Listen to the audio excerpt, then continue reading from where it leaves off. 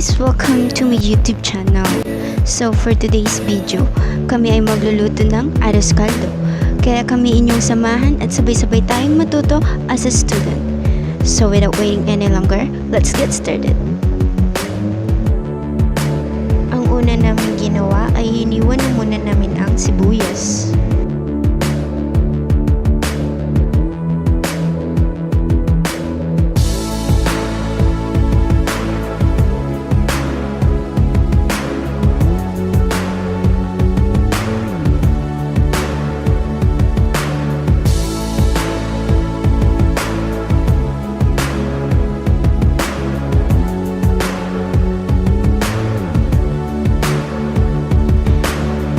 Isinunod na din namin ang bawang.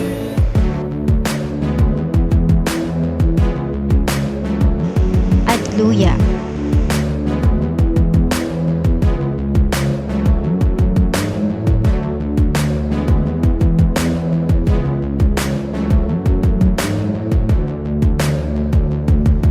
Habang ginagawa namin ito ay inihanda na namin ng apoy sa medium heat at nilagyan na namin ng mantika ang aming lalagyan.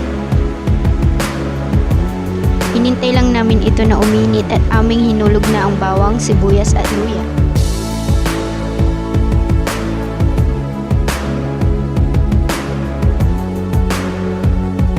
Gigisahin namin ito hanggang sa ito ay mag-golden brown.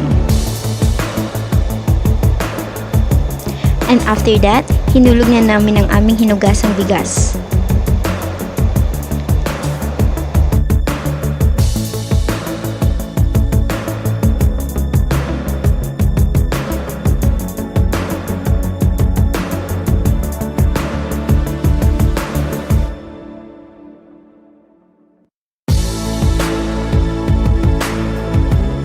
Gigisahin din namin ito kasama ng bawang, sibuyas at luya.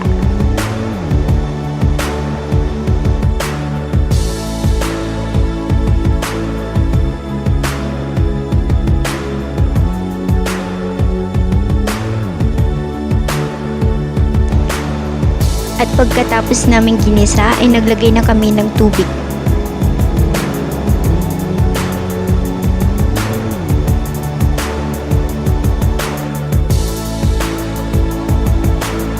At aming tatakpan ito at hihintayin hanggang kumulo. Dito ay naglagay na muna kami ng 2 itlog. At nilagyan na din namin ng asin.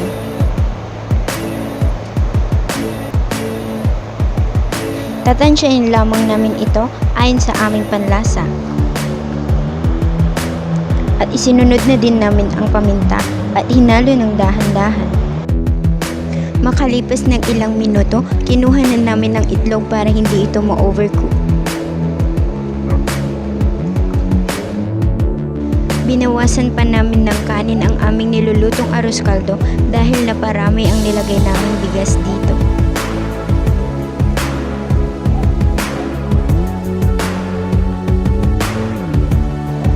At yan, okay na.